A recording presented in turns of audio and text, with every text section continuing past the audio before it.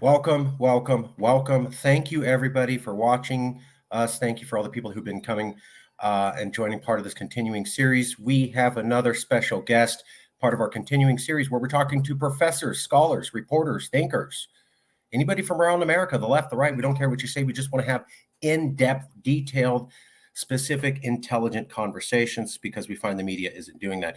With us today is Professor Kevin VALLIER. He is the author of Trust in a Polarized Age. You can see it there on the cover. We'll get to that in a second.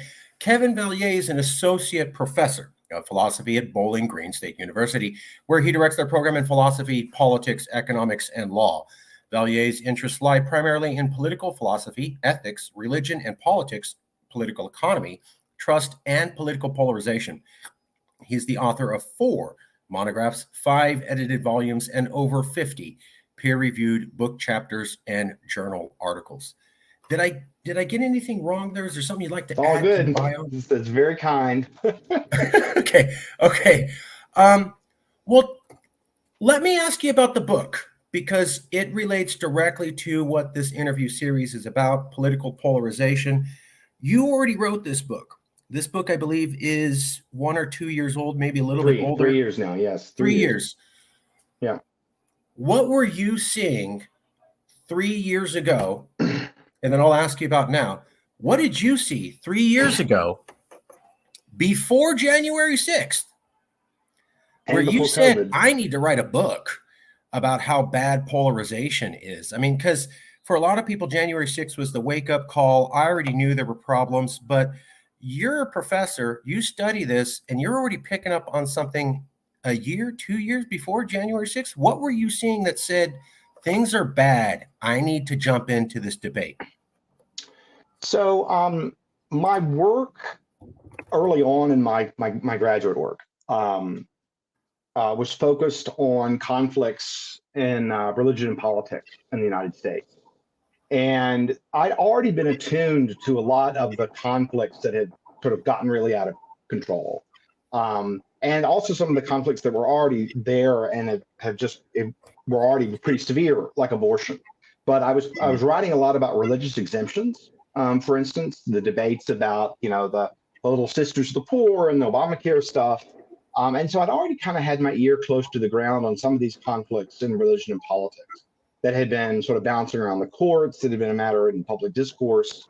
And so as I was finishing up working on that particular project, I started to ask a sort of more abstract question, which was, okay, well, it seems like a lot of conflicts in this country are getting worse and more heated all at once.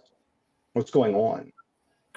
It's not just the subset that I'm focused on. It seems like everything's, kind of unraveling. And I'd known that there was this literature on trust in society or trust in strangers or in most people, what political scientists call social trust. And then, of course, trust in government. I'd known what everyone known about trust in government was declining, but I never really studied social trust, and I didn't really know what it was. And I knew that something bad had happened to it, but I didn't really understand it. And it turns out that it's a far more interesting and important thing than a lot of people realize. So the way I think about social trust is it's our faith that strangers will follow established norms. And one of the biggest areas where, say, social norms and trust in strangers are most important, say, are in traffic, right? So you're on the interstate, you're interacting with people that you interact with once, you never see them again. You're totally dependent on them to not make stupid decisions. You've got to rely on them, right? You've got to depend on them. At the same time, you know nothing about them at all, except that they probably generally share some of your culture and views. And so social trust is the kind of trust that we have in institutions with people that we don't know, but whose actions are absolutely essential to our being able to get from point A to point B, for us to even survive or live our lives. And it turns out that kind of trust, is something that humans have not been very good at for a very long time. We don't really know where it came from, but at some point in human evolution, we started to trust strangers with our lives. And I became very interested in how on earth did that occur. And there's a lot of theories, and I didn't think Too many of them were very good, but I started, trying to learn more about it, follow what social trust was, work on the very idea of social trust, look at what political scientists and economists were measuring, psychologists, and try to bring together what was going on to sort of see, well, what's the sort of social glue that makes society work? And it turns out that when you poll people on their level of social trust, in most countries, it's very stable across generations. So, if you look at it, say in Sweden or in England, or China, places where it's just very, very stable, it just doesn't move very much. But among all the established democracies, that is the countries that have been stable democratic governments for more than 50 years, social trust in the United States had fallen from in the 50s or 60s, around half of people saying most people can be trusted, to about, say, 10, 15 years ago, to about a third saying that most people could be trusted. What So were those something had happened. percentages again? What were those percentages roughly again? What So were the we go from percentages? roughly half the country saying most can be trusted to a third saying most can be trusted. It's a very serious decline in comparison to almost any other functional democracy. Okay. We have this problem worse here in America than in comparison. Yes, and we don't really know why. We don't really know why. Okay. People have come up with all kinds of theories. I've been working on a big empirical research project now with the Templeton Foundation and the University of Pennsylvania in order to try to figure out, develop a theory of how social trust is learned and transmitted. We're working on that. But I've read a lot of papers, and people think it's inequality, or they think it's employment insecurity, or they think it is a declining religiosity, or they think it's a rising crime, or they think it's a decline in trust in government. And there's something to each of these views. But there's another phenomenon in American political life that is also unique among all established democracies, called political polarization. Mm. And it seemed to be getting worse at the same time that social trust was getting worse. And people hadn't really put that together. And in fact, even to this very moment, there's only 2 empirical papers that I'm aware of, one of which I think was just posted a month ago, looking at causal relationships between affective polarization. That is, we hate each other because not so much we disagree over issues, we dislike the other party. That affective polarization can drive down social trust. And one of the studies is in Spain, so it's not just the US. So I've hypothesized, and I put out the idea in the Wall Street Journal a few years ago. There's an article that people can Google, just Kevin VALLIER, Wall Street Journal will come right up. Well, I put forward, I say, look, there's a bunch of stuff that seems to correlate that doesn't really work. Political polarization might be the key. And my thought is in the book that there's, and we're still looking at the empirical information here, but it's a very complicated hypothesis because you have to distinguish between kinds of trust, you have to distinguish between kinds of polarization. And it's actually, I think, starting to be borne out, but we'll see. We'll see where things go empirically. So the thought was, okay, look, here's these 2 phenomena that seem to be traveling together, and it really makes a lot of sense that they would. So for instance, you ask yourself, can you trust strangers? And people think, well, I don't trust Republicans. I trust Democrats, but not Republicans. And then, so the question is like, well, there are good people, Democrats, bad people, Republicans. So I guess maybe I can't trust most people because a lot of them voted for Trump, or a lot of them voted for Hillary. And at the same time, if you don't trust strangers very much, when you learn they have different political views, you might just think that they're rotten to the core, rather than having any particular wisdom or insight that you have not yet learned. So my hypothesis was essentially that these phenomena are in a doom loop, that we're getting more polarization and less social trust at the same time. And I wrote the book to try to say, okay, well, what do the experts in the trust literatures, in economics and political science primarily? I wish I'd actually, over the last couple of years, been reading sociologists and social psychologists, which have had some interesting detail. But focusing on the political scientists and economists, what I tried to do was survey the literature and the causes and consequences of both social trust and trust in institutions. to try to look at what could even be done to restore trust. Because, I mean, you might think, look, if people trust each other a lot, political polarization is not that big of a deal. Because it's like, look, people disagree a bunch. That's okay. We trust each other. We can handle it. Or we really, really hate the other side, yet we somehow trust them anyway. And so maybe the hate is kind of like fake or shallow or something like that, right? I mean, there's something about trust that chases out hate. And the thought would be that, if we can restore trust, maybe we can also address polarization at the same time. Because losing trust also has lots of negative consequences, especially social trust, because, for instance, you get less exchange, right? You think you can't trust most people. Why would you bother interacting with them? And so the thought was, okay, look, I'm going to go through the literatures and I'm going to report on the results. And I'm going to look at whether there are ways of, there you go, that there are ways of restoring trust that sort of fit with our ordinary understanding of justice. And I have a particular theory of within political philosophy called public reason liberalism that sort of gives an account of which sorts of rights and which sorts of governmental activities or inactivities are going to be essential for both respecting sort of justice and what we think is right and wrong, but also that's effective in restoring trust. So the book has kind of like a moral part and an empirical. It's like, can we restore trust? And can we do it in a way that is just or fair? And the conclusion I come to, although I was too confident then, because January 6th hit me like a ton of bricks. And then COVID. Oh, yeah. Okay. Yeah. I will ask you about that. Thank you for being honest. And then COVID just kicked me while I was down.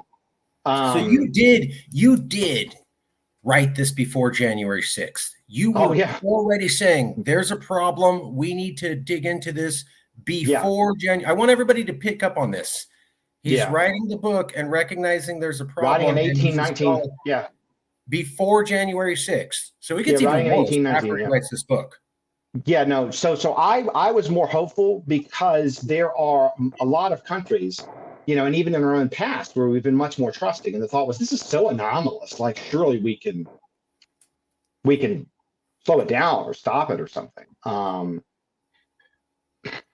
What January 6th did is that it revealed something that I hadn't thought. My thought was that at least post-World War II, for about 30 years or so, we've been in a high trust, low polarization kind of equilibrium. Something had happened in the 70s and 80s that didn't happen in other countries, and that had made the U.S. go, we're getting worse. And so I thought, okay, we're getting worse, but we can sort of turn things around. But what I'm worried about now is that there are some countries that are in a low trust, high polarization equilibrium, where their institutions are a lot less functional, like Brazil. Brazil is very polarized. It's very corrupt. It has one of the lowest levels of social trust in the world. It's under 10% of people saying most people can be trusted. Sometimes 5%, 6%. Yeah. And so my thought was, look, January 6th said to me, we might be in that low trust, high polarization equilibrium. We might be stuck. Because what January 6th required, essentially, was low trust and high polarization simultaneously, right? Like, if the people that reacted on January 6th, if they had only been low trust, like in general, they would have taken sides, right? They wouldn't have been for Trump or against Trump or whatever. And if they only been polarized, then maybe they would have, say, believed the media reports or trusted the voting system or something like that. Like, you only get that kind of thing when you've got low trust and high polarization at the same time. And I just thought we were pretty far away from, I mean, people would say, oh, yeah, they didn't really win or they cheated or whatever, but it would be more like in 2000 where, like, people will sort of like, complained about it a whole bunch. But people, as far as I can recall, I don't remember anybody getting hurt. There were some protests with hanging chads and stuff like that in 2000. I remember all that. Did anyone die? I don't think anyone died. So somehow this time around, it was just like dramatically worse. And so I started to get worried that we might actually be kind of in a new equilibrium, this low trust, high polarization equilibrium. And then once COVID happened, it just sealed it because everything got polarized immediately. Like, what could have happened with COVID is we'd have like a rally around the flag effect, like after 9/11 or like after World War II, or after Pearl Harbor, right? We all kind of came together, said we got this like common problem. We're going to solve it together. Let's work together. Let's solve this. Okay. And that did not happen. And I learned a lot more about trust and distrust during this process. They made me more pessimistic. And here's what I really learned. I start off COVID and I'm thinking, look, I work on trust. I think about trust. Like I'm going to try to extend trust to the public health authorities. You know, they're probably doing the best they know how to do. There's a lot they don't know. They deserve the benefit of the doubt. Right? Sure. We all right? thought initially, that like a lot of people are thinking this, right? Initially, yes. Yes, right. And as time goes on, you know, many of my classical liberal friends, some of them are starting to get skeptical, and I'm saying, okay, well, no, but we just out of goodwill, let's sort of. And then about a year in, I think I was too slow to pick up on what was going on. It started to become clear that they not only kind of didn't know what they were doing, they were covering stuff up, like Fauci lying about the mask situation. I just thought that's strange. And why are they not telling us the truth? Now, of course, I'm a huge proponent of the vaccines. I think Operation Warp Speed is one of the best things that Trump did, and he deserves a lot of credit for kind of seeing that there was a whole bunch of red tape that had to be chewed through and cut and removed so that people could innovate. But the way in which so I'll give you an example. Please. Once COVID hit, some of my buddies and I started playing D&D for the first time. And one of my friends, you know, is his wife's physicist. And so he also has a D&D physics group. And all the physicists were like, these models about disease spread are stupid. I love it. Like, they don't make any sense. Like, they're incredibly simple. Why are people making like national policy about this? But then the physics people like were on the left and stuff. And so they weren't, you know, gonna say a whole lot. So we kind of knew from the outset that like a lot of these models about predicting spreads were just like basically riding on an napkin. And so it was like, what's going, I mean, you know, so it's like there was no one who really knew what was going on, which is understandable in one way, but the way that they were responding was strange. And so one thing that I started to look at how these things were being handled in other countries, particularly Scandinavian countries, were Sweden. And I didn't really understand this until a Danish public health economist did a Twitter thread.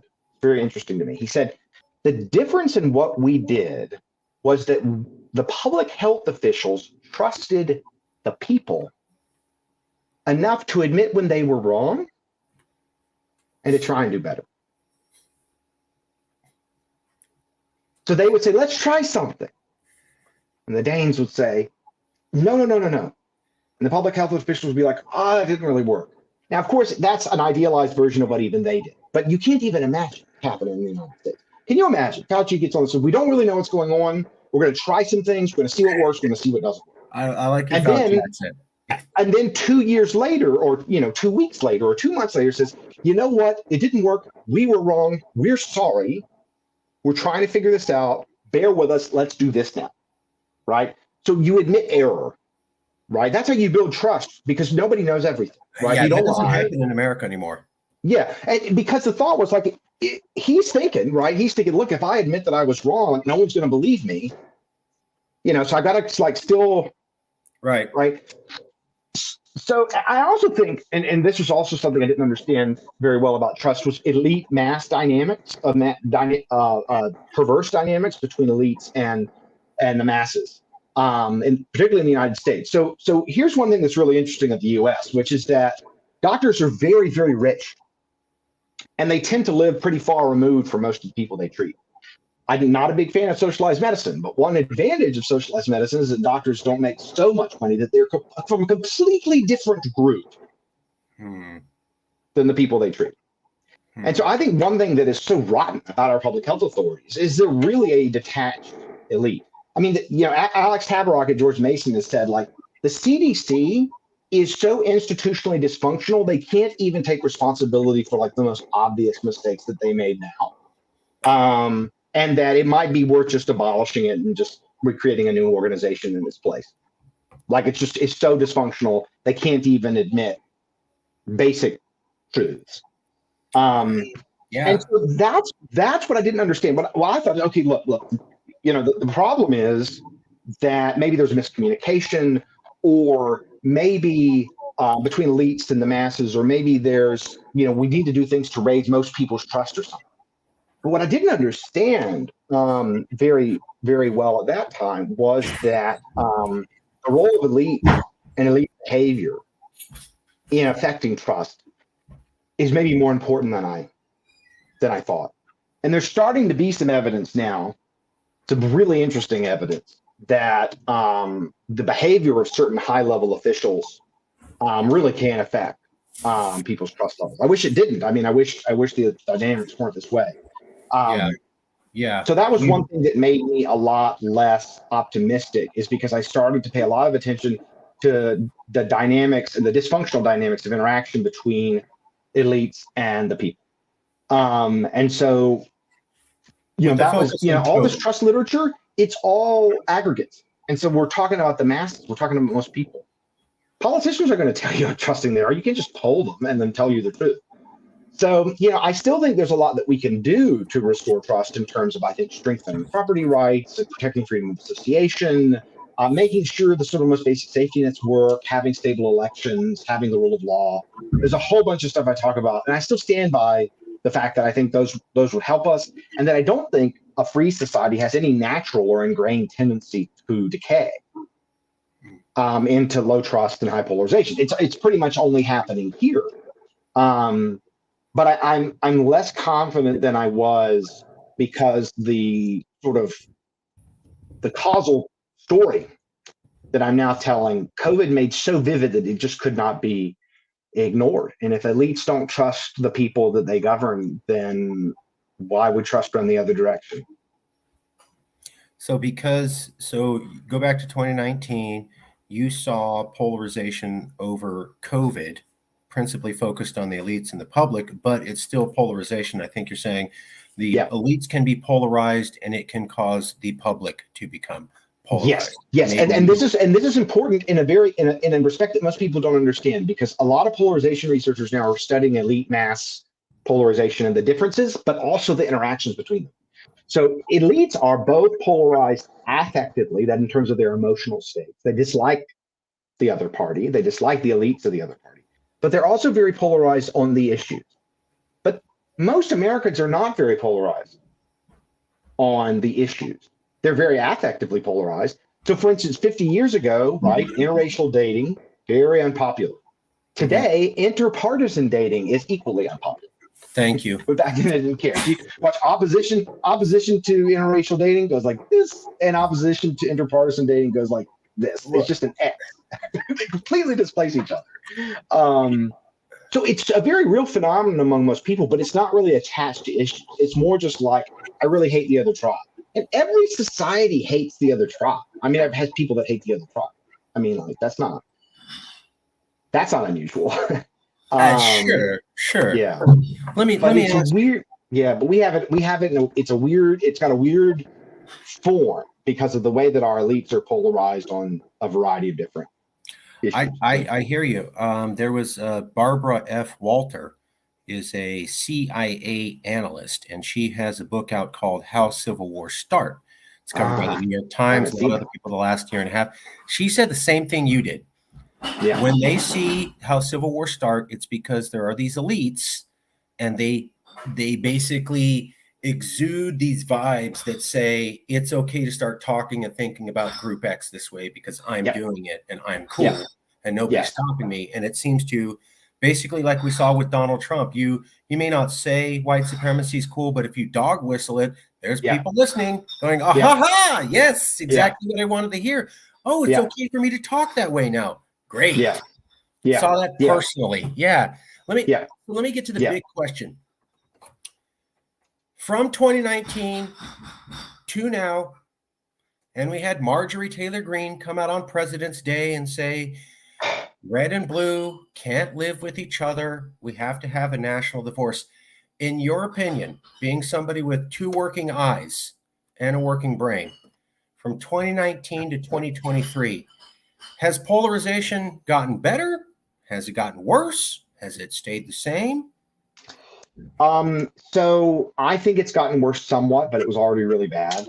Okay. But it does continue to get worse. There's actually this group, the Polarization Research Lab, that has a huge budget to do online polarization research every week, and they're starting to publish it every week, and they're hoping to do it in perpetuity. And so I think in time, as they get going, they've only been going for a couple of months.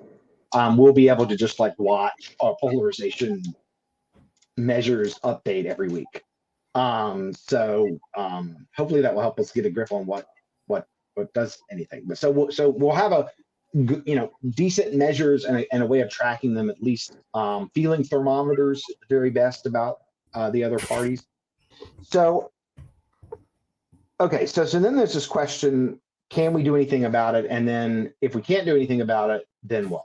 Okay, so can we do anything about it? Yeah. Well, it's a hard thing, but I do think there are a couple of different ideas that people in the depolarization communities are bouncing around. But the problem is they're all doing a kind of this. It is not just great what they're doing, okay? But they're getting small groups of people together to talk.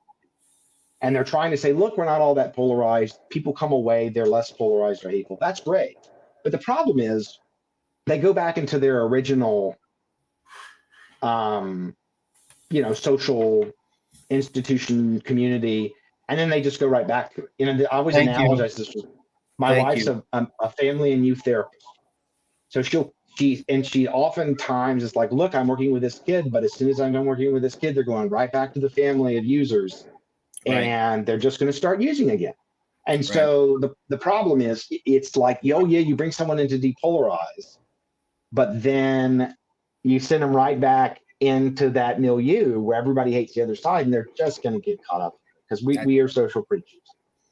So what do we do if we can't do it bit by bit, right? It's going to require, I think, some changes in behavior among elites, and that's going to require both, I think, some changes in culture and some changes in their incentives. So for one thing, I think having different voting rules could help a lot. For instance, if we could have more than two parties, that was a stable electoral equilibrium like it is in most other countries. I think if we weren't just red-blue, we were red, blue, and yellow. Sure. That would help. And there's been some success, although it's been controversial with ranked choice voting, like in Alaska. But a lot of people are starting to say it is producing more moderate candidates. So, you rank the candidates. You don't say who you're for or against. And that means if you're second place, you can win. But like in a lot of countries, you go in and you vote for a party, and if the party gets 20% of the vote, they get 20% of the seats. Yeah. So it makes sense, right? And so, I think one of the reasons that many countries, even though most democracies have two dominant parties, there are other groups, and they have to go into coalition together publicly. So they can't just sort of trash each other as much, right? Because they're like, well, this person gets this cabinet post, and this party gets this one, and this party gets this one, right? So I think there's some differences in the way that we do elections, the way that we select political elites, that I think could change things for the better. It's also important just to remember, that we haven't always been polarized, and so sure. Surely there's some answers. So then the question: so why would we be stuck? Well, right? Before we get to that, what were the other suggestions on how we could change the election system that would somehow reduce polarization? So I like ranked choice voting and proportional representation. I think ranked choice voting. Okay. Yeah, and proportional representation. Basically, the way every other modern democracy does it. I think our electoral processes are not the best. And hopefully we can get them going at the national level after people will have experimented with them somewhat at the state level. The problem is that if you implement it, both the Republicans and the Democrats are going to be like, well, we may lose a bunch of vote shares. So, but they've been able to do it in some states. So, eventually people are just going to have to say, look, the way we're choosing power elites is dumb because it's rewarding the people that are the nastiest and the least good at compromise. And so, you get people out there like Marjorie Taylor Greene, or AOC does a lot of this too, where it's Thank a lot you. of this is about celebrity. It's about likes and retweets and not governing. Thank you. I mean, Thank you neither one for of them are going to admitting. get any major legislation passed like ever. Yeah, I You couldn't even appreciate imagine that either. you right. I appreciate that you admitted that there is some polarization and divisive work on both sides. Obviously, Oh Donald yeah, Trump was very divisive, but I get into a lot of arguments with fellow liberals when I go, so when AOC says, let's make a list of yeah, everybody in the other party so we can punish them for the rest of their working life, that's not literally out of the Nazi playbook. When Joseph Biden gives a speech in front of a blood red backdrop with 2 active duty Marines and says 78 million Americans are enemies of the state, that's not yeah. That divisive. was real dumb for Biden. But let me say this on Biden's behalf. He's very old, and he Sure, remembers when the Senate wasn't polarized sure, because he was in it. sure. And um, he has actually been pretty good at keeping his left flank from getting much power in terms of all kinds of policies. He's really shut them down left, right, and center. I mean, Elizabeth Warren, for instance, got like nothing this year. Sure. And he shut down Bernie Sanders too. Yeah. Now, I'm not saying that's necessarily good or bad. What I am saying, though, is that I think it's a little bit harder for Republicans to contain their right flank, Sure. and that's for a variety of reasons. Republicans are kind of because they're not a coalition of special interests in the same way the Democrats are. A lot of these groups within the Democratic Party are forces for moderation. So Black Americans, very socially conservative, they just tend not to vote on it. And so when you give them the candidates, they don't really vote for the kind of really far left folks on the really far left folks. So what happens is you have the South Carolina Democratic primary, and Yeah. Biden was finished, and then Black Americans said we have to beat Trump. That's much more important than whatever Elizabeth Warren and Bernie want to do. Sure. And so there's a lot of groups within the Democratic Party that have moderating effects that aren't in the Republican Party. So the Republican Party tends to be dominated from the outside by like media, by celebrities, by special interests. Sure. And Sure. there's not a lot of there's not a lot of power in the party itself. So here's one of my other recommendations, long lead up. We need to abolish primaries. Okay. I'm just going to let that sit. I'm just going to say that. I'm going to let it sit, and then I'm going to I'm explain only here myself. to listen. Okay, I have a piece called Abolish Primaries for Real Clear Politics, okay, from a year or two ago. And most countries do not have primaries for their candidates. The parties choose the candidates. The Democrats sort of have this for the superdelegates. And the idea is that the party elites, the people behind the, in the smoke-filled rooms, right, they want to win elections. And because they want to win elections, they will choose candidates to run that can win elections. And that means more moderate candidates. And so people say, oh, it's not democratic. Well, it's democratic. Like you have parties and you could be involved in those parties, right? And then they propose candidates and then you choose between those candidates. Almost every other democracy works that way. Some have primaries, but most don't. And the Republican Party, there would be no Trump if the Republican Party didn't have primaries. They wouldn't have had this problem with all these other non-Trump candidates not being able to coalesce. And in my opinion, I mean, I know that there are a lot of people who are fans of Trump, and I think that there were a couple of things where he was better than I thought he was going to be. But in general, he just doesn't really care about our institutions. He just doesn't really honor them or understand them or show any isn't he who consistent the respect. Republicans wanted? I mean, didn't He is who fairly beat the out those largest guys? minority of Republicans wanted. Sure. So that's kind of what the public wanted. But most did not want it. They just couldn't decide on who the alternative was. Sure. So you might argue that was closer to the will of the people, was a coin flip among the non-Trump candidates. Now look, Every modification of a democratic voting rule has costs and benefits. You can always imagine things going badly, like, oh, well, all these corrupt elites choosing these politicians or whatever. I mean, German politics over the last 20 years has been pretty boring. But people have gotten wealthier and done fairly well, and East Germany's been integrated, getting more integrated and further away from its communist past. And not that everything's been great, but like it's perfectly possible for a mature industrialized democracy to have a sane political life. It is not impossible. Germany had Hitler. And then they had Merkel. Over a 40 to 50 year time frame, or close to half a century. That's right. Obviously, you have a gigantic number of massive changes. Hey, obviously, in 50 years, America could change. Yeah, I mean, if we're well, looking it hadn't in the last 50.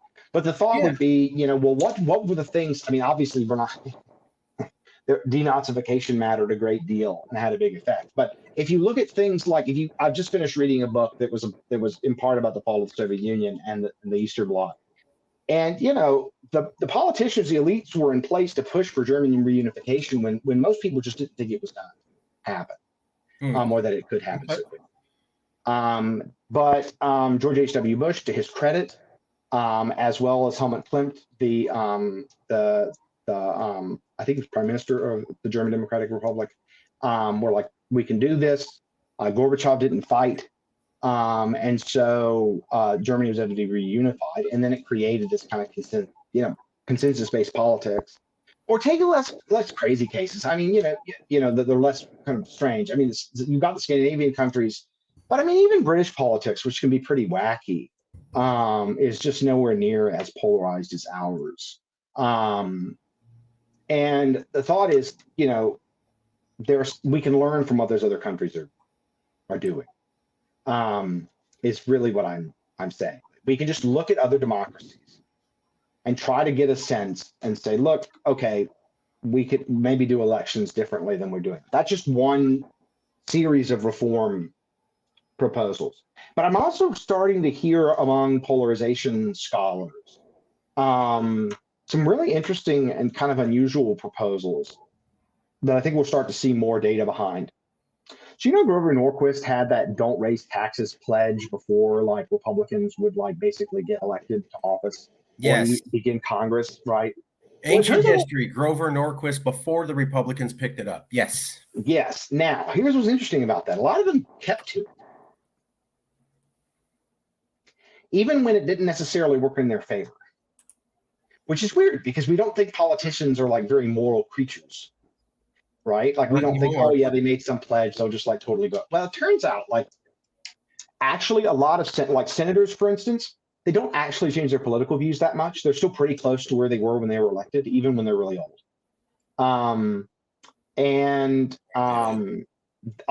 Most politicians are far from psychopathic. They understand social rules very, very well. They care a great deal about being liked. But many of them actually have convictions. They'll stray from them here or there, but they still kind of have a point at which they begin. And so some of the polarization researchers, and again, this is just still going around the empirical community, have started to think about, well, could there be depolarization pledges before people enter office? There's a certain kind of language that they're not going to use. There's certain kind of conduct they're not going to engage in, certain kinds of media appearances that they're going to shy away from. Now, that's the key, right? Is if they'll say, look, I'm not going on Newsmax because it's just going to be disinformation or whatever. Or, One American News or whatever. Or let's even leave them out. Sure, throw them in. They're nowhere near as bad as I would, I mean, with Fox right now, they just lied horribly. True, but I need to point this out to everybody. Rachel Maddow was taken to a federal court in Florida for lying about connection between Russia and a company, and she lost. And MSNBC said the way they got out of being sued was saying that Rachel Maddow is an entertainer and should not be taken seriously as a journalist. and that they always saw her that way. Now, the liberal media will like to not bring that up and act like only Fox News does that, but straight up MSNBC and Rachel Maddow Let's be did fair. that. Yeah, I'm all over that. Yeah, you let's just be won't totally hear about fair. it. So Happens on both sides. Yeah, we don't have like, they don't like, you know, some stuff, you know, is pretty clear, right? Like you don't go on Alex Jones, right? You just don't, like politicians just shouldn't do that. Some have, like Trump did a bunch, right? Sure. So you have to have political elites commit early on to certain norms. But the problem is the media rewards are just so enormous. But and yet other countries haven't succumbed as much, and I'm still impressed by that. But our culture of media, it's just so much more developed. I remember I was in Australia, I think it was 2018, for their by-election. So they were having an election for both of their houses. And we turned on their public broadcasting channel. And you had a bunch of like frumpy reporters with a whole bunch of like papers about the election and stuff on a table that were like poorly organized. And they were just going through the data and telling people what was going on. Because they have ranked choice out there in Australia. You can vote above the line. They say, well, you just vote for the person you like, but you can rank.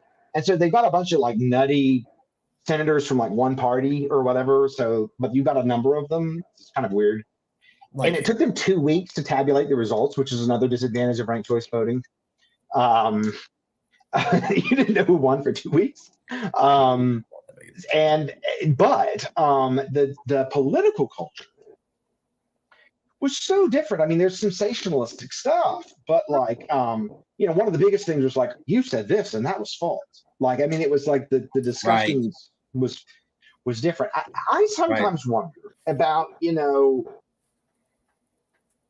this is very not classical liberal thing of me to say, but I should say it. You are forgiven. There were norms built up around the public broadcasting channels outside the U.S. Following the Second World War, that you don't do partisan hack work. Like the standards of journalistic excellence were just deeply ingrained parts of the culture. And it just didn't really happen as much because we had all these different channels. Now it was still very real, but but somehow those journalistic cultures kind of held.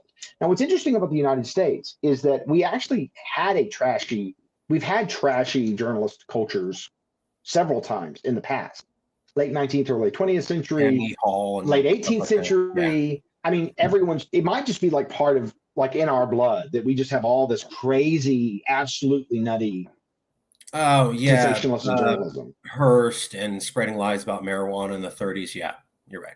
No, but I mean, even like the stuff of like raucous rumors about like Thomas Jefferson and like, I mean, the reason that Adams had the Alien Sedition Act is people were saying salacious stuff. So, you know, you just kind of wonder, like, not that they were justified, of course they weren't, but like the point is, I don't know how deeply ingrained our like just like kind of trashy media culture is. It might just be part of who we are. I hope it isn't, because right now it might be being really dysfunctional because people are doing the trashy stuff around polarization. And I don't want us to have a disaster like World War II and then the Cold War that unites us because we're fighting first Hitler and then the Soviet Union. Well, I hope we don't need that to come to some kind of agreement. But before we get there, I do want to ask you a question. Yeah. I am very familiar with what you're talking about. Ranked choice voting, proportional representation, more than two parties. About 10 of the professors we've talked to, I pointed out that when America went to Afghanistan and Iraq to teach them democracy, the form of democracy they set up was not the American one. It was the European one. So we don't even set up democracies that look like ourselves. I wonder why, because basically nobody in the Western world does this. They call it, I think, in Japan, the American winner-take-all system. So I won by 51%, 49% of you can go screw yourself. Most of the Western world views that as insanity and nothing but pure madness. And at the very least, just like not optimal, right? And we look, the founders were brilliant. They were very flawed in certain ways, but they were absolutely brilliant. But look, the first shot a democracy is not always the best, or constitutional republic, just technically accurate. Like the first shot at this is not necessarily going to be the best, right? Sure. So, but I mean, I like that we hold the Constitution in high regard, but state constitutions change all the time. But the American And Constitution hasn't. you have had amendments, and you have had rewritings by Lincoln and FDR. Right. But if you look at Europe, like France and some of the other countries in Australia, they'll have periodic massive constitutional revisions every 25 to 30 years. Jefferson said we should do the same. We have done none in about 200 years. So that's a big difference between us and these other countries. There is at the federal level. At the federal level, sure, at the federal level. And the other thing is that they've had these systems for almost a century. Yeah. Right? This is a new idea to us. Ranked choice. I mean, like 1930s England, they were doing this. So you're talking about we got to catch up to political cultures that have existed for almost a century. I mean, the thing is, we've had a more democratic political culture than almost any country ever. And the hope is that we have it within us to make some of these changes. And I don't know I ultimately don't know what the end game is. Like you kind of wonder whether people can get exhausted by hate. One thing I learned from my wife, who's, as I said, is a therapist, is that actually you think, like, a lot of us think like hating other people is exhausting. But a lot of people, I think, they just live with it. It's just like energy for them. It's just like the fire. They just keep the fire going. The hate is what gets them up every day. And I'm just not that kind of person. But I one thing I've had to admit to myself with time is that some people run on hate. And I know a lot of your viewers are like, of course they do. Like, have you met my ex-wife or whatever? Like, no comment. We have no comment on that. Right, no comment. Right. But yeah, I mean, and the problem is that you've got kind of the people that manifest that or stoke that, who just have the most influence right now. So I'm casting about trying to listen to empirical people, trying to get them in conversation with moral philosophers, political philosophers. The reason I run our program in philosophy, politics, and economics is because I'm really dedicated to bringing these different disciplines together to have a conversation. And right now I'm working at the University of Pennsylvania on a project on social trust. I'm working with political scientists, psychologists, and economists, because we're trying to develop, among other things, a theory of how social trust and social norms are related, particularly in impoverished communities. So it's a cool time in the empirical scholarship, because there's increasing money in it too, because people realize this is a really big thing. Like, trust research is getting bigger because it looks like trust in science had an impact on public health outcomes with COVID. So my hope is that with more focused trust research, and also the huge pots of money in polarization research, is that in the next 10 to 20 years, I hopefully will be part of a scholarly conversation where we're trying to piece this stuff together. So my big sort of hot take, I guess, is just that we're starting to see, I think, some reason to think that political polarization and social and political trust or distrust are connected, and that addressing either one of them, is going to require addressing the other. So really, I think, we've got to sort of connect those two phenomena in our minds, and that will at least help us get a grip on the problem, and the costs of not solving it. But yeah, I mean, there are a couple of things we can do to take the edge off, but I still think there's a lot we don't know, which is one reason I'm working on the empirical side on trust research right now. I definitely have to say that in my little bit of a survey doing this interview series, I completely agree. When we were looking around to see, are people trying to have in-depth, serious conversations thoughtfully about political polarization, we found almost none. It was a lot of, you red state people are welfare queens, you need us. Oh yeah, well, all you Democrats are pedophiles, all of you, shut up, you shut up. You shut up into this. And I'm talking about Washington Post, New York. I mean, like, it's not nowhere. So I'm glad to hear, But I have to point out of 30 professors I've talked to, you are the first one ever to say this is being studied and people recognize we need to study more. Out of 30 professors, you're the first one to go, yeah, we need to get on this. That's not necessarily a resounding good feeling sign that people get this. I mean, one guy out of 30, I'm sure there's more professors, but do people in academia get how important this is? Or is this kind of they're just starting to wake up? So this is like kind of like my mission, which is to be part of creating the conversations. So like, for instance, I was hanging out with a group of political scientists who work on polarization. I'm the only philosopher there. And philosophers work a lot on concepts like what is polarization, what is justice, what is goodness. We do this, right? We've done this for 2,300 years. And I said, well, we were talking, what's the big problem? And they're like, we don't have a sealed concept of political polarization. And I was like, hey, philosophers could help. And they were like, well, I don't know. So it takes a little bit of work to break down the disciplinary boundaries. But I think the more people, particularly we need, I think some political philosophers, but we also really need political scientists, economists, and social psychologists having conversations about these behavioral dynamics, trying to put their heads together about it. And so I'm always trying to, get research projects going, to raise grants, organize conferences, to get those conversations happening. Because there are people that have these pieces of the puzzle, but they have to be brought together. And there are a number of different groups that are funding this stuff. I mean, there's hundreds of groups trying to do depolarization initiatives at the local level all over the country. And so my hope is that eventually these folks all get networked and then we start to really talk to each other. But it's hard breaking disciplinary boundaries down. So my question is, I've seen Congress even did a report on how to heal the divide and decrease polarization, I think last year.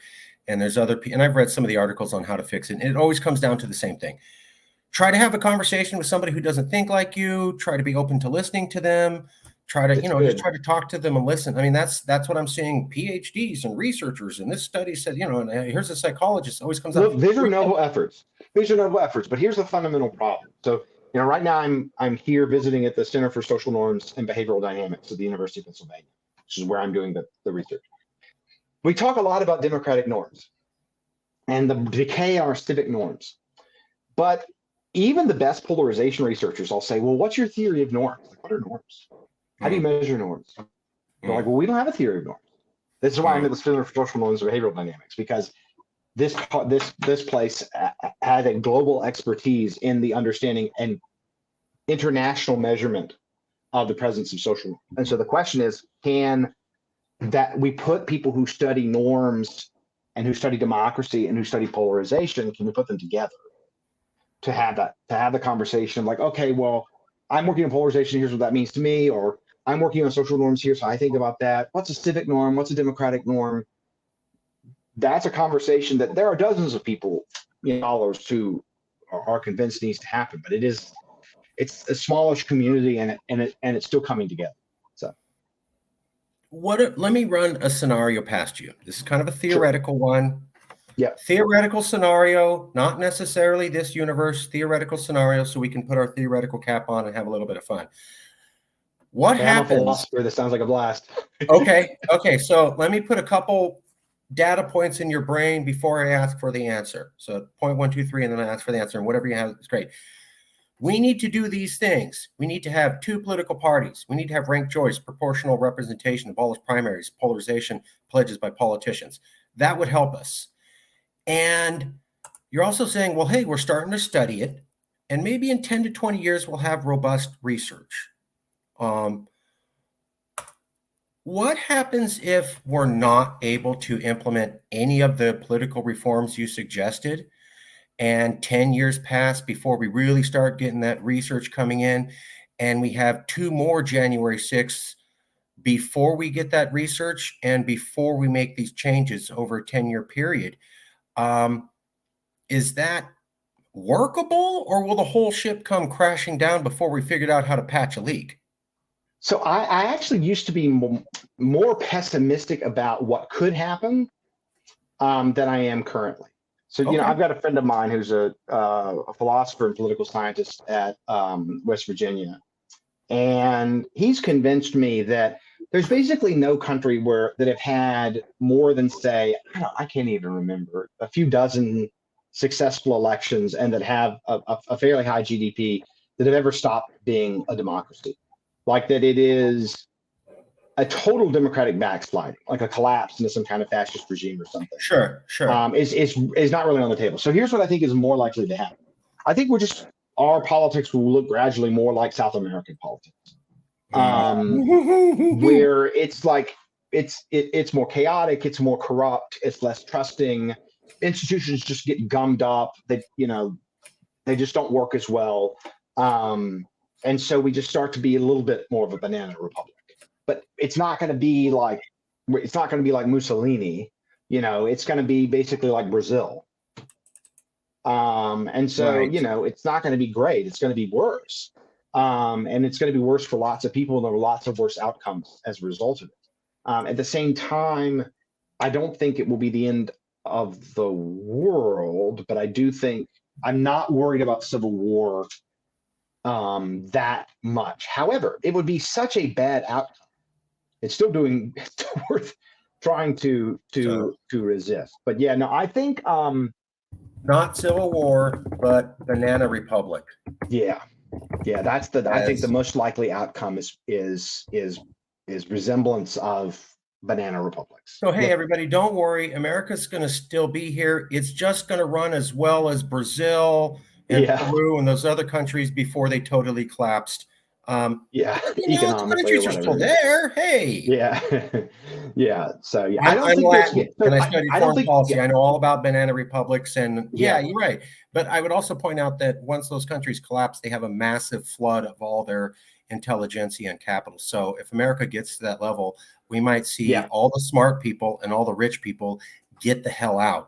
And then America will never pick itself up, because we've seen many of these countries, once they have what's called a brain drain, they simply just don't have the human capital to pull themselves up again. So even if we get to that banana republic and we're still here, America might die off the way that we've known, because all the good Americans would have bailed, which is exactly what happened in every single banana republic. It is a brain drain is a worry, although we're very, very far from that at this point. The interesting question will be is if the universities are so polarized, the next Republican president doesn't start making them less attractive in certain ways. So this is one thing I think could happen. I actually don't think it would be that bad. It'd be more opening the door to things that might be bad. Is taxing university endowments. Like Harvard's a hedge fund. I mean, and it can handle, it doesn't need nonprofit tax exempt status. Okay. So like I'm going to shed approximately 0 tears if Harvard has to start paying taxes on its endowment. And so I think eventually Republicans will be like, look, they're a net negative to social life. So why wouldn't we tax them? And they're so polarized, right? There's so much crazy stuff going on at the top universities that the public isn't going to care. And so then the question is, well, what happens if their protections start getting stripped? And then you might start to see some brain drain, although I think it will be a while. My bigger worry about brain drain in the US is the elites being so polarized that they're not creative anymore. I'm talking about a brain drain if we get to the banana republic status. We're not there now. To banana republic, and then you could see that. Yeah, we're not there. Yeah, we're not there now. That would be we're not there now. But I'm saying if we get to this thing that's not civil war, it's still kind of bad. I'm just trying to let people know that it's not civil war, but let's not act like a banana republic is a good place and some place you don't want to live if you have any talent or brain power at all. My family, get the hell out. So so that is a very bad outcome. Let me ask you a quick question though. This is the book by Barbara F. Walter. She's the CIA analyst. For the last 20 years, she's been hired by the Central Intelligence Agency to come up with a metric on when countries will collapse into civil war. She and a variety of professors over the last 2 decades have created a series of metrics that basically, when you meet all the conditions, that country's about to go in civil war, and they have almost 100% success rate in predicting this. She is saying America is ticking off 3/4 of those metrics. She's also saying, she's saying, hey, I maybe civil war is not here, but I'm just telling you, our little system of you hit 12 points, it's civil war. We're at point 10. So whatever you want to say there, covered by the New York Times, nobody's calling her full of trash. They maybe don't agree, but they're going, oh, that's kind of scary. The other thing she pointed out was that the way civil wars happen is because of 2 factors, in her opinion. Yeah. There is an ethnic entrepreneur, as she calls it. Hey, our group used to be in power, and now we're losing power. And it's because we're Tutsi or Hutu or Midwestern Christian Orthodox white, or you will have you. And the other people are not like us, and they hate us because of who we are, and we're losing power. So join with me, and I'm going to fight back to get you the things that you've lost. She says that's what you see, that Rwanda. The other thing she said is that almost all of these civil wars occurred in functional democracies. They were not super functional democracies. They were kind of this halfway democracy where, like, yeah, people vote, but they don't really think they have a choice. They're like, it's this guy who has a family connection. It's this guy. I'll pick, but whatever. I don't really think they're going to care about me. So when people have that kind of blasé attitude about their democracy, it's not a collapsed democracy. It's a functional democracy, but it's this kind of like, I don't really think I have choice, or they listen to me, but I play along. Yeah. And then you have an ethnic entrepreneur. Yeah, if you get to a certain level of democratic dysfunction, things can definitely erupt. Well, I'll definitely read the book. I hadn't actually heard of it, so although it just came out last year, so maybe that's why. We're not there yet, but I got to tell you, when half the country in 2016 says that's not my president, a foreign government put him in office, and then that turns out to be completely not true. And then you go to the 2020 election, and the other half of the country says, not my president either, must have been a rigged election. That's 2 elections in a row where half the country just outright rejects the winner. And that's both sides participating in it. Good sign for democracy, or horrible sign for stability of democracy, in your opinion? Yeah, I mean, look, it's a bad sign. The question is whether the question is, I think, whether we get so. I mean, Americans, we're a very, very rich country, and we're also a country that has a very old democracy. And I think that to really depart from it would take a lot. But I don't know Walter's book. I just know some of the other stuff I've seen in political science where a lot of people are thinking, yes, civil wars aren't really on the table. But I'm not aware of this particular book, so I look forward to reading it. And most of the professors have said what you've said. We're not there yet. Things are bad, not comfortable. But some of the professors who have experience looking at other countries have said, we're not there at the level of these other countries. Fair. My question, though, is that in a lot of these other countries, they didn't think they were going to have a civil war till they caught themselves in the middle of it. And then they're like, crap, we're having a civil war. I was just yelling at my neighbor. I didn't know I was going to start shooting him the next day. There doesn't really seem to be, when you look at the history of civil wars, a gradual planning. Hey, guys, next August on 15th, that's when we're going to erupt into civil war. Quickly. Yeah. It just kind of like, I'm mad, and then So when you think about it that way, nobody saw it coming, which means if it comes to America, we're not going to see it coming. I was on the Civil War train for a while. It was only being gradually dissuaded that got me off of it. But yeah, so maybe you'll get me back on it. I don't know. Well, let me show you some statistics, if I may, and I'd like to get your opinion, if I may, Professor. Yeah. Okay, real quick. All right, here we go. So these are nice and good and scary statistics that I like to share with everybody. And then get their opinion. Because some people have said polarization is not real. It's not that bad. And I go, okay, well, tell me what this means. So This is a poll that came out September 30th, 2021. University of Virginia Center for Politics, Crystal Ball Center. 80% of Biden voters and 84% of Trump voters feel all elected officials from the other party are a clear and present danger to the USA.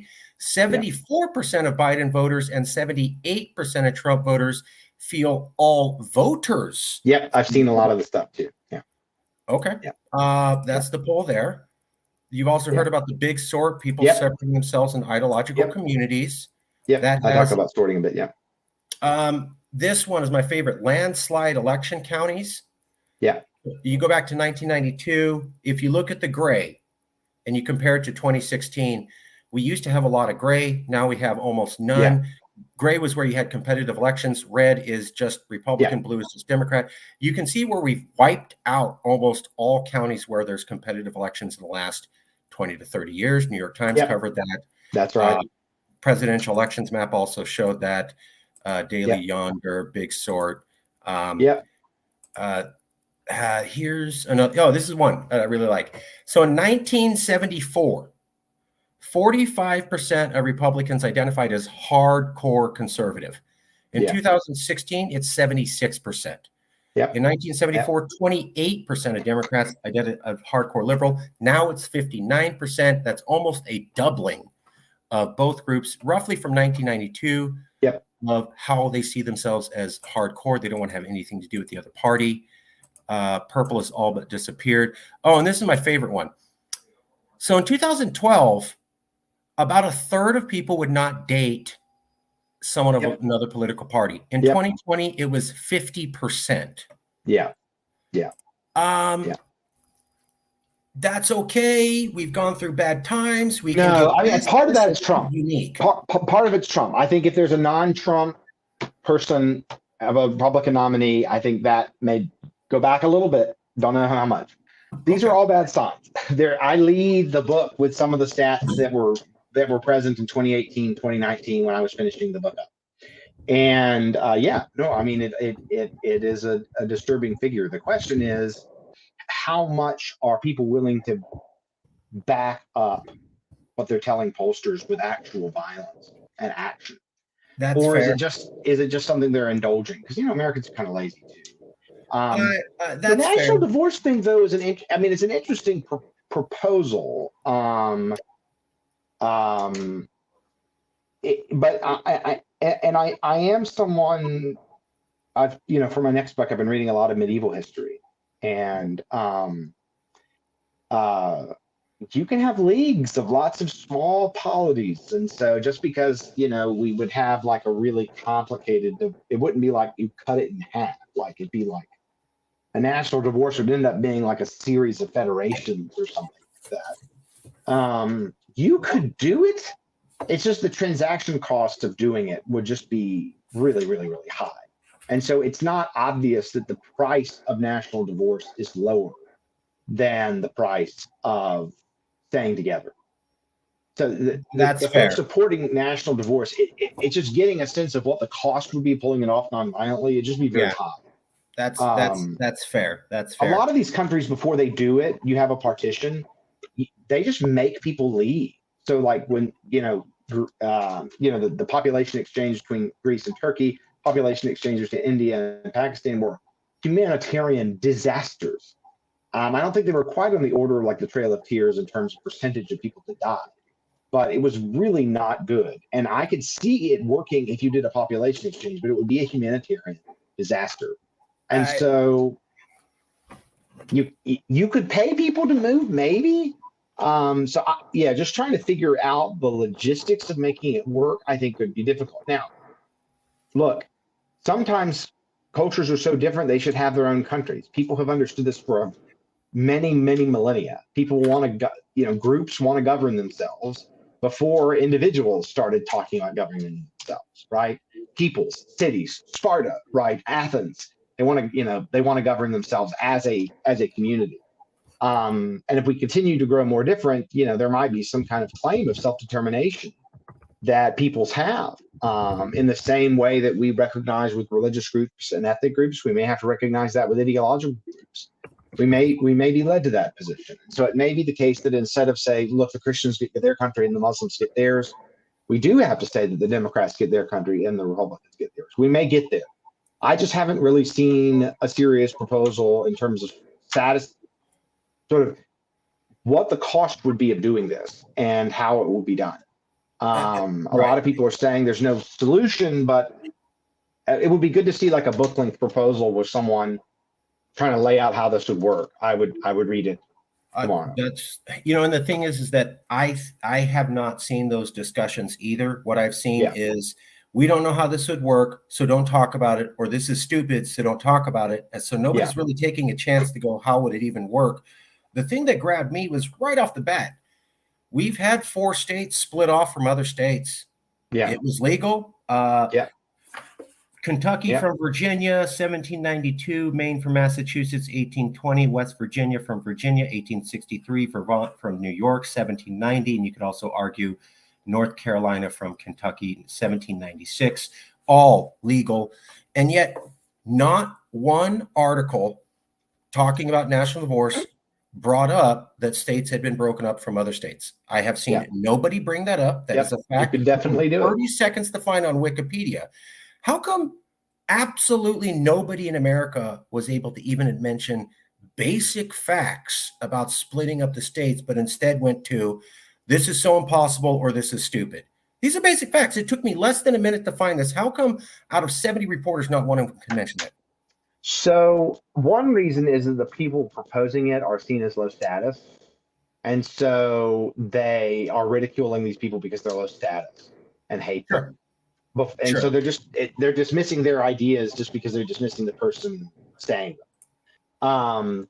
And I think it's also the case that a lot of the elites would be a different world for them. They would have less power. It would be, I just think the incentives it's not like it was in the Civil War where like one group was like, yeah, we're gonna split off because we need our slaves. So, you don't have the same incentives among elites to split up. But you could, it could be done. I'm not like, you just look at any national boundaries of most countries, any of those time-lapse videos. They change all the time. I was bringing that up.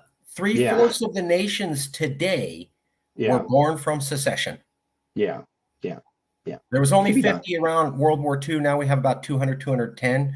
Those all broke off from someone else. We have more. We have 3 times more countries born from secession than not. No. It could. There's no reason it couldn't be done. What needs to be done is someone has to make a serious proposal about the cost, and then I'll have that conversation with anybody. Look, if it's easier than depolarizing, it's something we should think about. But I just need to see someone stack it all up and work it all out. Let me show you a couple things, but first I wanted to ask you this. Well, I wanted to point this out. So when Marjorie Taylor Greene made her call for national divorce, she said, everyone I know talks about this. And she was roundly laughed at on the Young Turks and Breaking Points. And I remember Stephen Colbert went on the Tonight Show and he goes, everyone you talk to, huh? And that was the thing. Like, she's an idiot for saying this.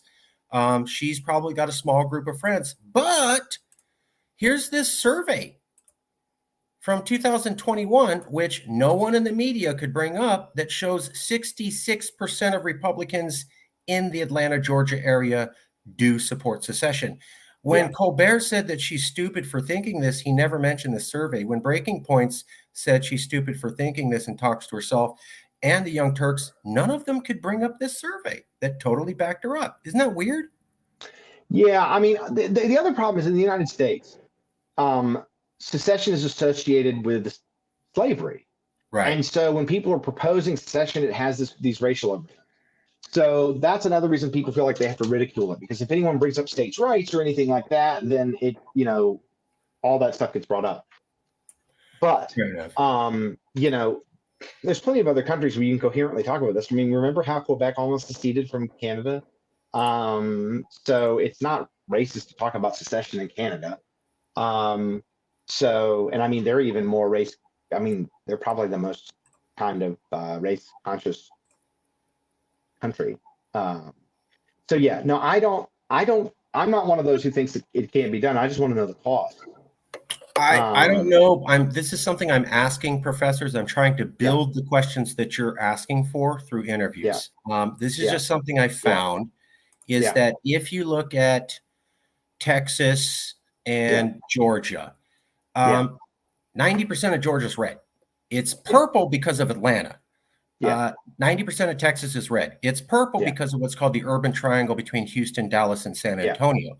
You yeah, could split those off as little states. The other thing these maps show is that these states are already broken up into water, power, river, transportation, and voting districts.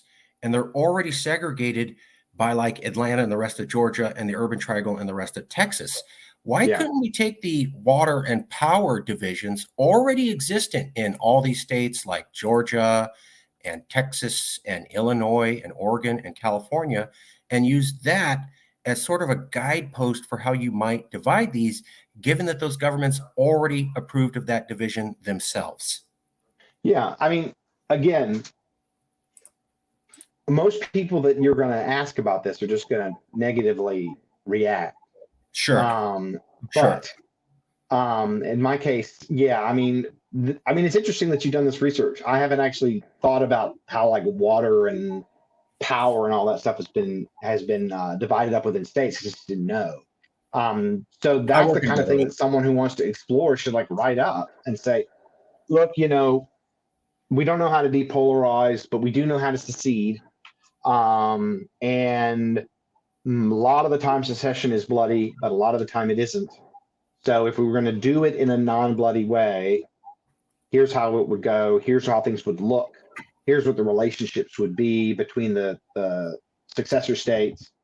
Yeah, that's look, I want us to turn the polarization thing around, but if we settle into such profound differences of values, then yeah, it's like the Greeks living under the Ottomans, or it's Indian Muslims living under, uh, you know, Yeah. British Empire, but then Or the Sikhs under Hindu. India now. They're not being Yeah, treated very well under Modi. yeah, well, in general, a lot of religious minorities in India are being treated pretty badly. Fair enough, fair enough, fair enough. And I want everything to work out too, but I also am a realist. I was noticing in 2014 that you had Congress say, we're going to do our foreign policy independent of the president and just go ahead and have the prime minister of Israel come and address Congress anyways and screw whatever the president says. And then we had the president say, I can make immigration law and I'm a Yeah, constitutional scholar. And yeah, that's the traditional role of Congress, but I'm doing it. And I was like, that's bizarre. That is not your job. And that's not your job. And everybody's just doing whatever they want and nobody gets criticized. And then it got worse. Then it was Trump. Then it was Biden. Then yeah, it was January 6th. And the thing I wonder is, can we make these changes? We have not adjusted the Constitution in 200 years. We have not had an amendment in, I don't know, 30 to 50 years. yeah, yeah, Most Europe has had amendments and constitutional changes about 3 or 4 times in the period that we've done nothing. We're also the yeah, most unproductive Congress ever compared to the yeah, last 200 years. We can't seem to agree on anything or sign anything. And I just got done talking to a couple professors who were pointing out, you know what, if you're a Democrat and you are seen even talking to a conservative, you're done. You're done. Your yeah, money's going to be yeah, gone. Your allies are going to be gone. Your news yeah, coverage is going to be gone. You will not be winning any races. So we're going from a climate of I can't even be seen talking with you. We can't actually pass any bills. We can't even get anything done. We're the most polarized that we've ever been. But somehow we're going to fix it all in the next 10 to 20 years yeah, before no, it gets worse. yeah, I'm just saying, I don't know what the future says, but I'm going, let's look at these factors and let's look at these factors. And what do you think is going to, what about more of the big sort? You brought up Pakistan, India. Obviously, nobody wants to do that. But the thing with Pakistan, India, and their partition that a lot of people do not bring up, it was unplanned and sudden. There was no plan. It was kind of quick. They were kind of caught off guard. So when I hear about all these people dead, and I'm like, well, yeah, if you have no plan and you have no organization and you have no guards and you have no agreement, that's kind of chaos and mob rule, of course. But because they did that doesn't mean that we can't plan ahead. We couldn't have a 5-year moratorium. Hey, in the next 5 to 10 years, move to wherever you want. You got a decade. That would Yeah, be I very mean, different from. that's either a terrible coordination problem or extremely expensive. Fair enough. Because I think a lot of people will be like, "This is my home." Now, look, the one of the reasons people died is because people were forced to move. The question is, yeah, the population. It's like the population exchange thing. That just seems not really on the table. You've got to be looking at a situation where there's new states with new minority majority organizations. But look, here's something I'll agree with you on. We need to be talking about a huge range of things that might solve the kind of conflict that we're seeing. And so, yeah, no, I think, at the very least, some kind of serious political decentralization. One of the most interesting things with the Trump justices is that we're starting to just see a lot more federalism, like on Right. abortion policy, for instance. Right. And Right. so, with a kind of renewed federalism, even though you have Gavin Newsom and going to Florida and stuff, like it's a stunt, and he can't really change things. He can have Disneyland, provoke DeSantis from California, but that's not gonna. That's so they could damage each other, sort of. But I mean, hopefully, yeah, with a little bit more federalism, maybe we'd be able to see if that's something that we like more than what we got. So federalism could be an option to reduce the tension, in your opinion. Oh yeah, no, I'm a huge federalism person. Let me present a scenario to you. I've asked everybody who suggested federalism this, and I'd like to get your opinion. Yeah. So Yeah. there was this thing called Roe v. Wade, the right to have an abortion, and it was overturned. And then it got kicked back to the states. I'm in California, and I talked to New Yorkers. New Yorkers and Californians were not saying, oh, great, we have our own power here at the state. It was, they're taking away our right to an abortion. No, they're kicking it back to the states. No, they're taking away a right to abortion. So nobody on the left saw that. You're taking away a right to abortion. They did not see it as federalism at all. Then you go to the right. And the Republicans, I was really disappointed because for the last 50 years, they've talked about federalism. Then the Supreme Court gives them an example of federalism. Here, kicking it back to the states. And what do the Republicans do within 24 hours? The former vice president says, well, actually, kicking power back to the states isn't good enough. I want a national abortion ban. And then he was not repudiated by the Republican Party and supported by them. So if one party has nothing to do with federalism and the other party goes against their platform of 50 years and doesn't rebuke that attitude, what chance do we have for federalism? Yeah, well, I mean, the nice thing is that we're having it even if people don't like it. So I live in Northwest Ohio. I'm about 30 minutes south of the border with Michigan. And earlier today, I was teaching my intro ethics students about abortion and the debate about abortion. And this is a live issue for them, in part because in Ohio it's much harder to get an abortion than in Michigan. Wow. It's really dramatic. I mean, it's just a 30-minute drive, and you can get an abortion for whatever reason you want, pretty much. But here, effectively, I think we'll see what happens with the constitutional amendment. But you may have a long-term situation where getting an abortion after 6 weeks is going to mount on the table. And so, yeah, it's really striking the difference between DeWine and Whitmer. So and they're the state parties. And I think, people think, look, there's different legal regimes that are empowering these different places. And it's kind of like, say, the border between countries. And it's a difference, and it's an important difference. But Ohio and Michigan don't have to fight each other over it. And I've been someone who's consistently been critical of Roe and consistently pro-democracy with respect to this issue for a long time. And my mind has not changed. I think it's been, on balance, a good thing.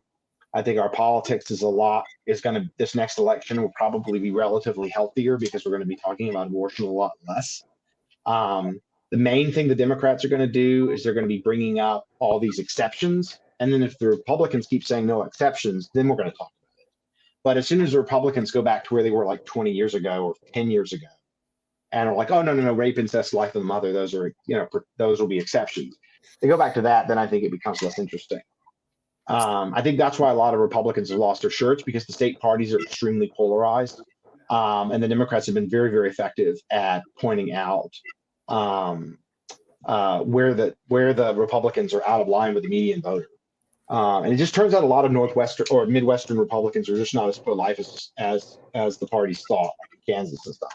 And the Democrats are very smart, because they're not making the standard pro-choice arguments; they're making the libertarian arguments, about personal freedom and stuff. And it just turns out like a lot of 30-year-old Republican guys are like, well, if I get a girl pregnant, I don't want to have to deal with it. So that's kind of what it is. When it comes down to me, suddenly the rules are a little bit different than for thee. Yes. Yes. Yeah. Yes. Yeah. One last question, and then I'll let you go, if I may. Just because I got you here and you've been very, very willing to address theoretical topics and talk and have the conversation, we really appreciate that. This is a question I ask everybody. So when they talked about, and I know you're not a professional economist, I'm just asking in general. When they talked about red states may split off from America, the attitude was, red states are recipient states. They get more federal income taxes than they put into the system. And so if they left, they'd be poor. That was what people said. So the attitude was, if you guys leave us, you're going to be automatically poor. And then they said, end of discussion. But what I found interesting was that if you are a separate country from America, you could have no federal income tax like Puerto Rico. Puerto Rico has no federal income tax and has sucked massive amounts of investment out of the United States into their economy. They are the only high-income economy in all of Latin America because of that unique position.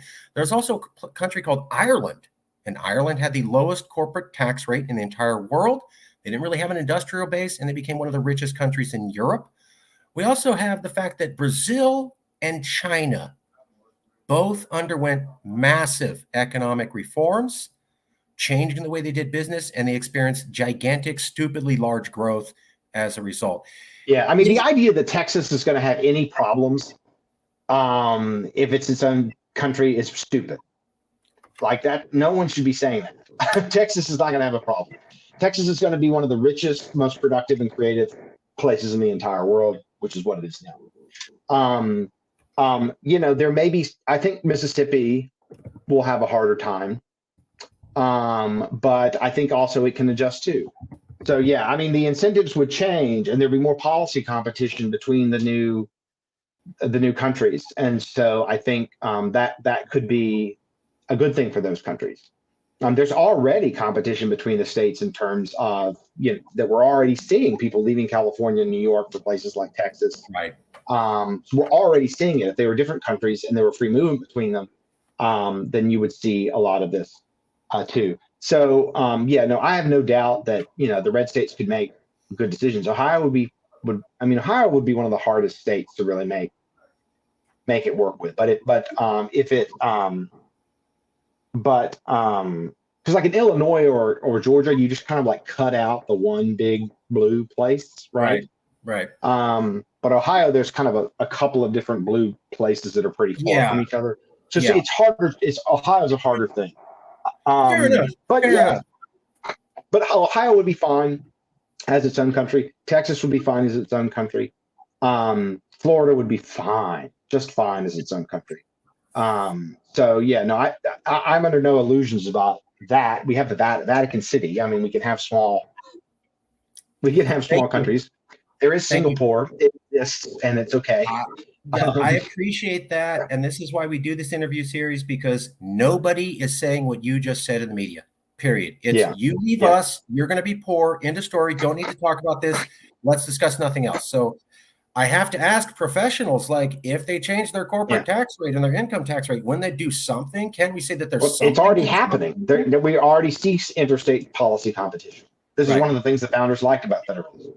I think one thing we will be seeing in coming decades is the gridlock at the top, at the federal level, will lead to more flexibility at the state level. We're already seeing that. Like when the West Coast saw the federal government being bogged down, coming up with COVID restrictions, and then the governors of Washington, Oregon, and California issued a joint declaration that they were going to do whatever they wanted on COVID and ignore the federal government. So there was chaos, and they jumped right in going, we're going to do our own thing, the three of us. Yeah. And that's just what we're doing. So deal with it. Yeah. And people let it go. Okay. Yeah. I'm not someone that, sure. Go ahead. No. Please go. Oh, I just want to think about the solutions. What are the options that we actually have, and what are the relative costs and benefits of those options? I mean, to sound a little bit like an economist. So that's I'm happy with that conversation. I mean, the stuff I'm working on now with all these new kind of political movements across the world that are kind of mixing religion and politics more, and how to kind of handle these situations. And I've already thought that, already even suggested, and at the end of that, my next book, about a lot of really serious political decentralization. So I'm already there. I mean, I'm editing page proofs where I'm talking a little bit about this. So I'm already in that headspace. Let me ask you one last thing. Is there anyone you could recommend who might be willing to be part of an honest conversation? You're part of a lot of academic groups, but we're trying to do, and there's absolutely a place for what you're doing in academia, but there's also lay people who don't necessarily have the academic background and need to be informed. And that's why we do these interviews. Do you know anybody who might be willing to be thoughtful and have an open conversation about this? The funny thing is, I don't know if they would want me to name them right. Fair enough. So I need to think about it. Fair enough. A lot of people say that. You don't have to name anybody, but if you think about it, I'll email you a copy of the video. If you can think of anybody, we would deeply recommend it. I think we show that we don't do gotcha journalism. This wasn't it was nice. A trick. We just want to have honest conversations, and we're kind of tired of the media having a you're dumb. That's not productive. So I agree. Okay, last minute thing. I always ask everybody, somebody's watching this. They don't remember everything that happened, but they say 5 days from now, there was this one professor, and I can't exactly remember all the stuff, but he said this one thing I can't get out of my head 5 days from now. What is that super sticky thought you want to leave everybody with? That our falling trust and rising polarization are connected. And then to address the problem, we've got to address them both. Okay, wow, that was very succinct. Normally people have a speech and very succinct. Thank you for being here, Professor. We will send you a copy of the video. If you have any recommendations that it works out, we deeply appreciate it. Okay, perfect. Thank you so much. Thank you so much. Bye.